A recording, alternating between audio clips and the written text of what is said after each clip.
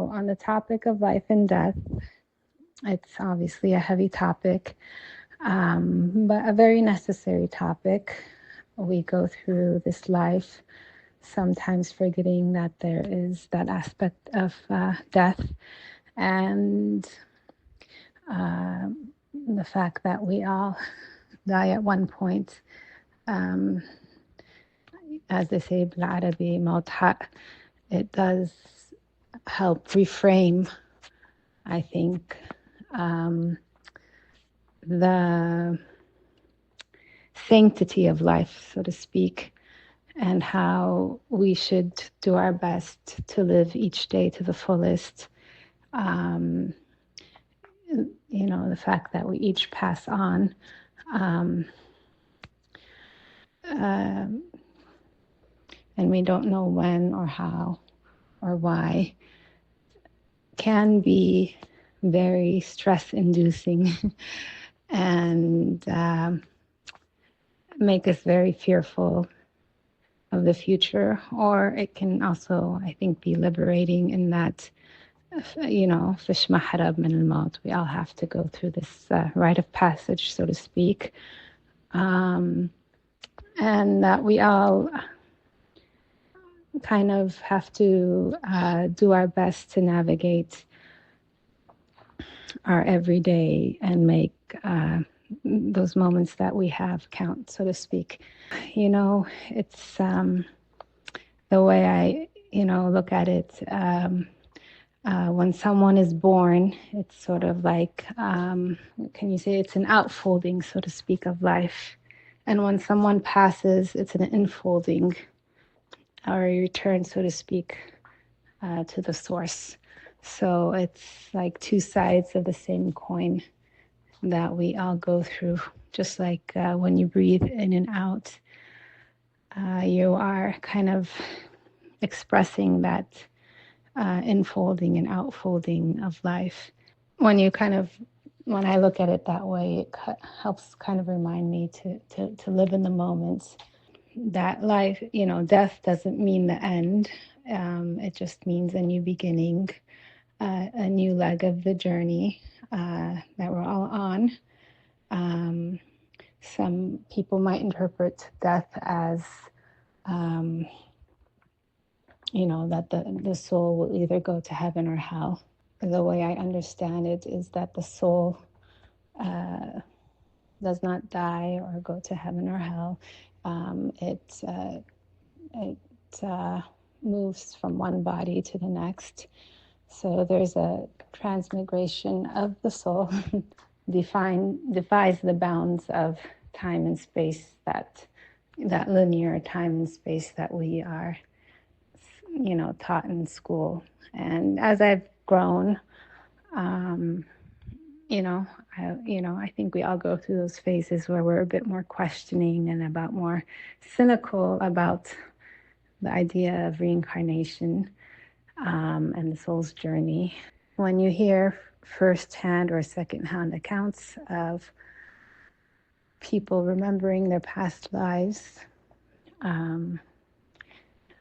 at least from my vantage point, a person might start to question and say there must be something there, and consider that there is evidence to support that death is not the end. It's just, like I was saying, a representation of an end point and a beginning point in a person's journey, so to speak.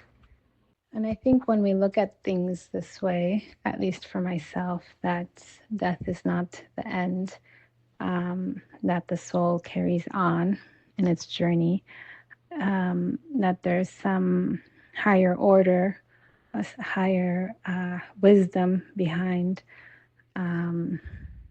how and when and why a person passes, that it's not random, that the challenges that we experience in our life are like guideposts for us to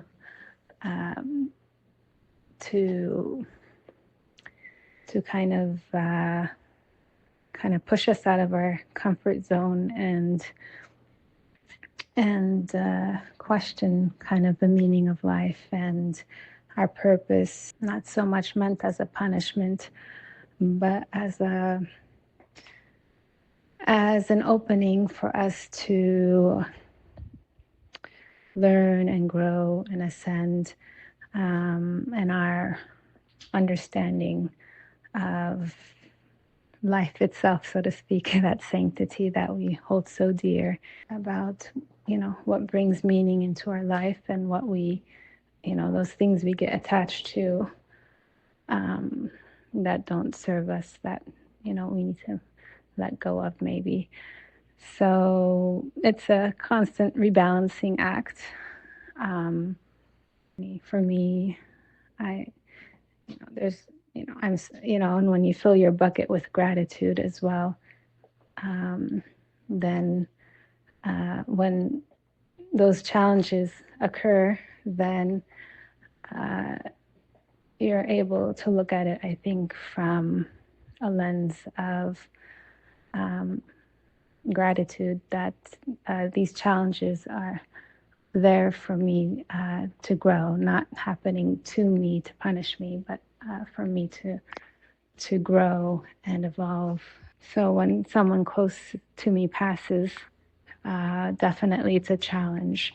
I go through those stages of mourning just like anyone else, but I try and remember that this is a normal part of life, and fish mahrab min al-maut, we're all going to go through this part of life, and it's not the end, so to speak. That even I've had the experience where someone close to me passed, and then I was having a hard time having closure about this person passing, but then I had a dream of this person in which it was a very jovial dream where we're having a conversation, and I can vividly remember just that, this person's smile, and that dream, maybe more so than conversations I had with this person in real life. And I felt it was a way of him telling me it's okay to let go, that my soul has moved on and I'm happy in my new life, and to not be stuck in a state of mourning. So I think there's always these hints that it might be a song that comes on the radio that reminds you of someone who's passed, or something you hear that reminds you of that person, or little hints that, of course, it's so hard sometimes. And I'm saying this sometime I'm sure I'm going to need someone to remind me to, when I'm in a state of mourning, that life goes on. And the signs are all there that, and people do sometimes, as I say, remember their past life. And all of this, I think, is to help remind us life goes on. When my husband's grandmother passed, my daughter was having a little bit of a hard time processing. And I kind of jokingly told her, there might come a day when your grandma, in her next life, she comes knocking on the door and she says, "You don't remember me, but I remember you."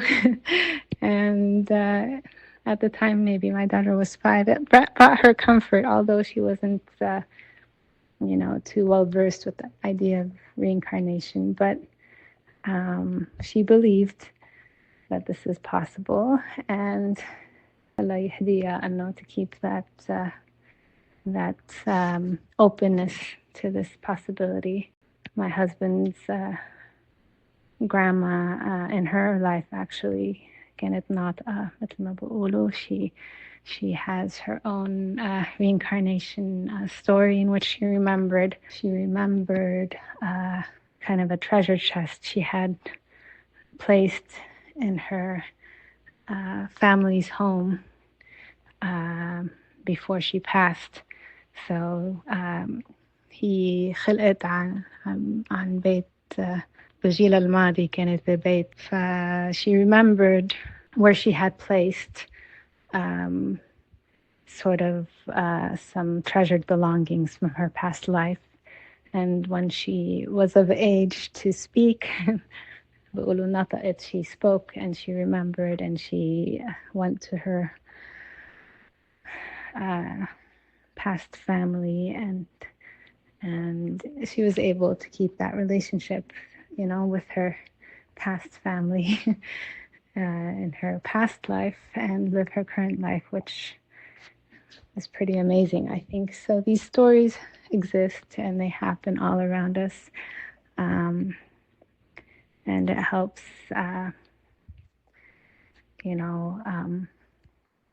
give credence, I think, to the idea of reincarnation.